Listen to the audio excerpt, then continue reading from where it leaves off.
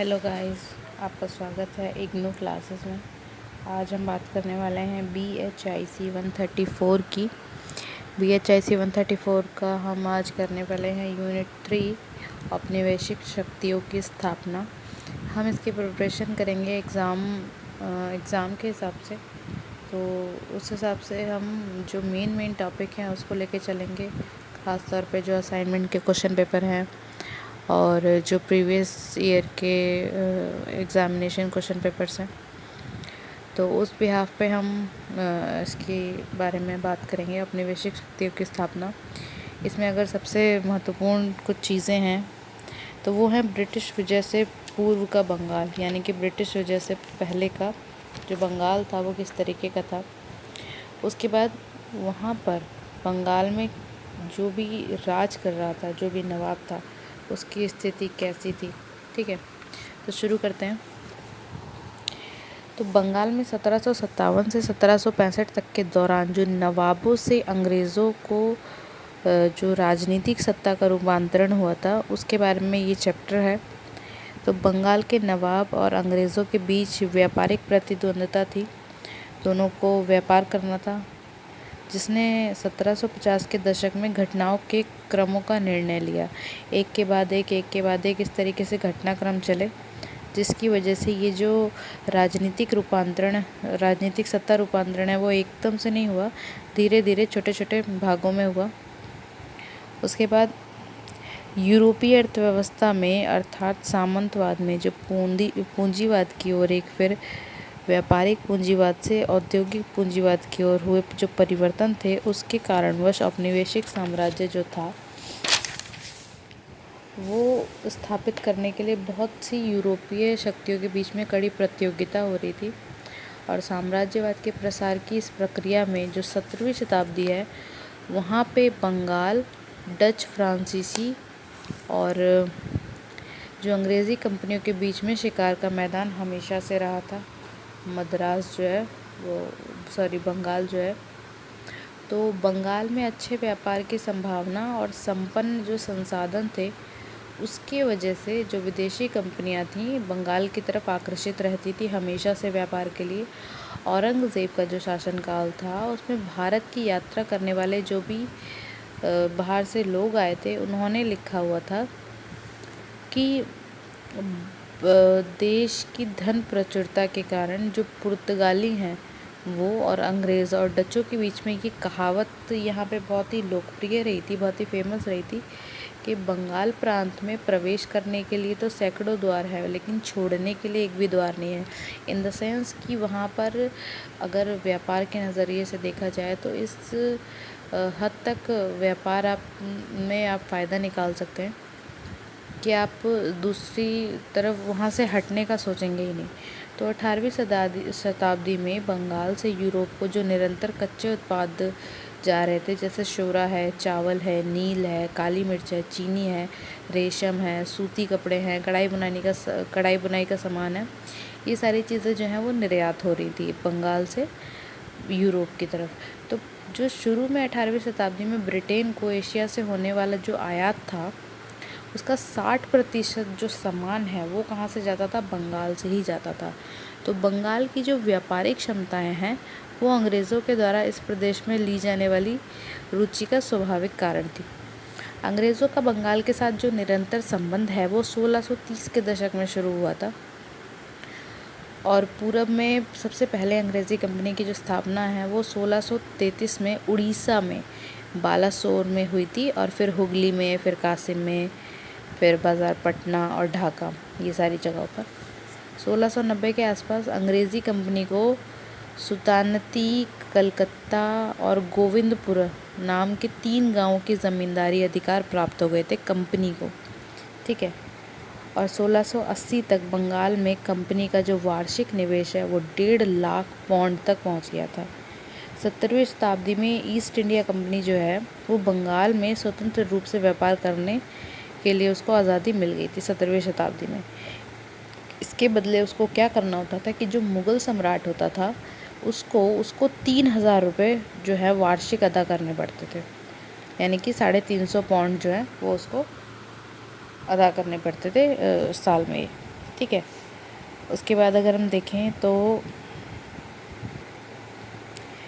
प्रांतीय सूबेदार जो थे वो कंपनी को जो दी जाने वाली जितनी भी ये सुविधाएं हैं और ये जो विशेषाधिकार हैं व्यापार के लिए, इससे वो नाखुश थे। नाखुश इसलिए थे क्योंकि इन सारी चीज़ों से सम्राट को तो पैसे आ रहे थे, राजस्व में तो पैसे आ रहे थे, लेकिन इतने नहीं आ रहे थे कि अगर वो खुद व्यापार करके अपना खुद से सामान बाहर बेचेंगे या फिर अपने हिसाब से व्यापार करेंगे तो उससे आता।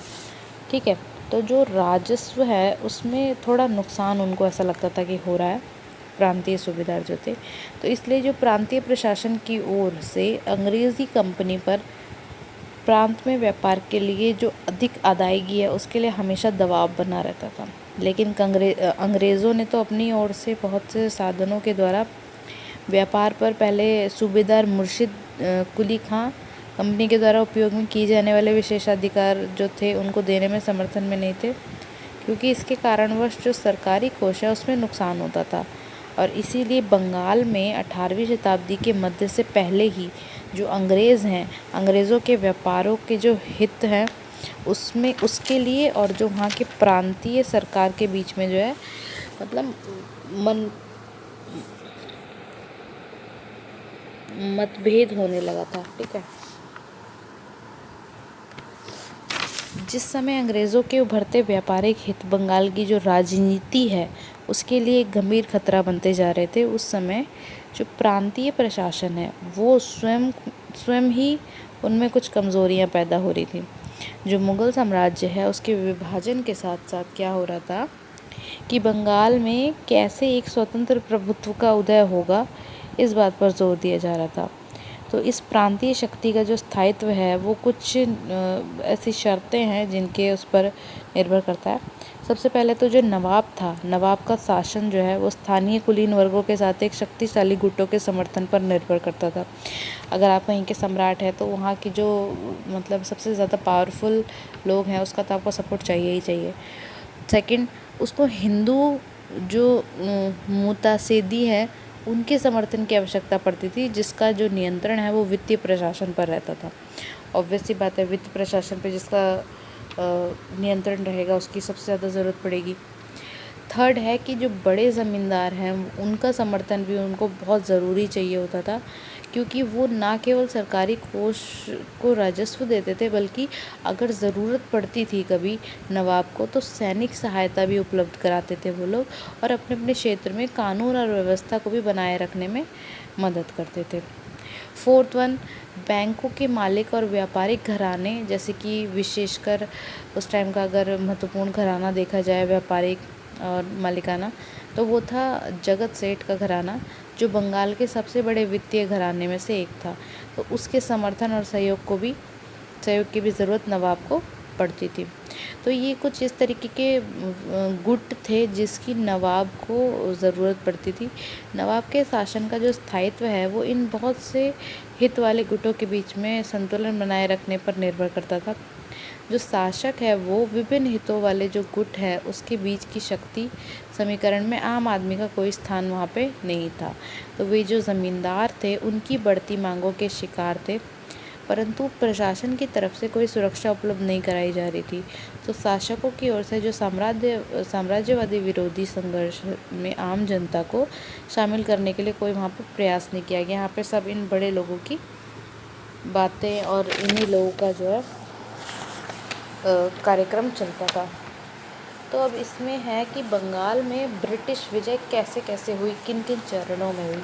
तो सबसे पहला चरण अगर हम देखें तो 1757 से 1765 का,